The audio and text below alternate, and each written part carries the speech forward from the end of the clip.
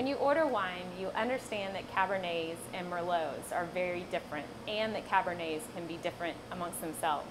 Beef is kind of the same. Different cuts of beef can result in different flavor and tenderness profiles.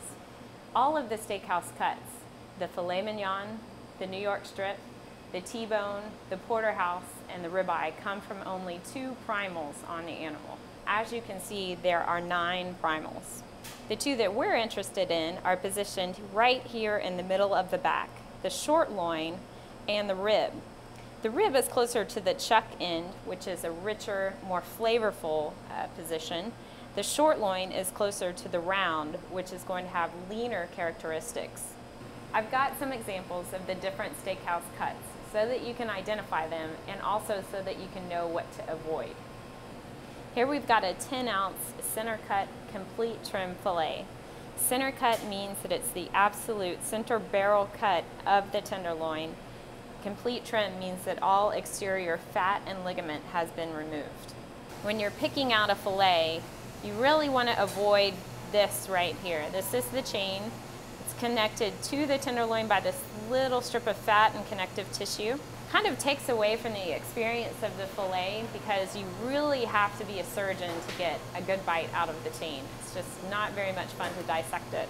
This is also not complete trim. You can see the exterior fat left on. We purchase 2 pounds of tenderloin to get 1 pound of filet mignon. So all of the cost of the chain, the connective tissue, and the fat, where you might get it somewhere else, we go ahead and absorb that cost.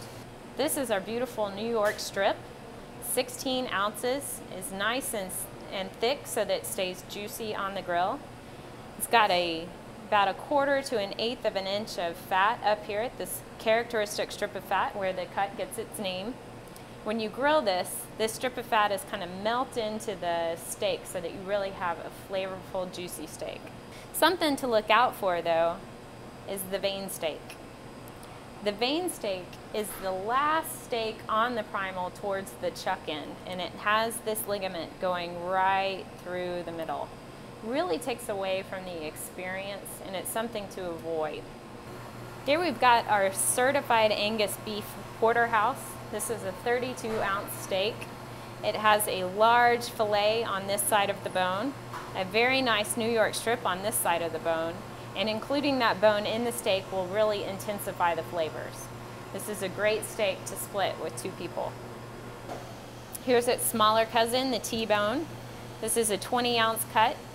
It's characteristic for the larger strip on this side of the bone. Got a little fillet here, so you really do get the best of both worlds. And again, that bone is going to intensify the flavors on the grill. Okay, I've brought examples from the rib primal.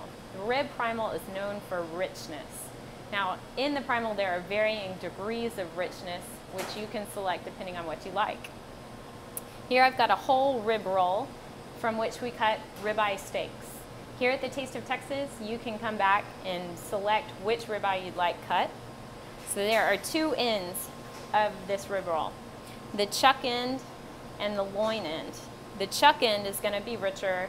The loin end is a tiny bit leaner. Here you can see the chuck end has the characteristic eye of fat, where the ribeye gets its name, the heart of the ribeye here, and that very rich and flavorful top muscle. At the loin end, the heart of the ribeye encompasses the whole steak, and that top muscle is much less pronounced. We also have cowboy steak here at the Taste of Texas. It's a 24-ounce bone-in ribeye. A wonderful richness to it, and also the bone is going to intensify that flavor on the grill. Another important component of a great steak is aging. Aging refers to the process where beef is allowed to rest in its natural juices. There is a naturally occurring enzyme in beef called calpain. Calpain serves 2 purposes. 1, it breaks down the rigid connective tissue, resulting in more tenderness. And 2, it breaks down the tasteless, large protein molecules into flavorful fragments that your tongue actually can taste. Here at the Taste of Texas, we wet age our steaks for 29 to 35 days, which is fully 2 weeks longer than industry standards. You are guaranteed a great steak.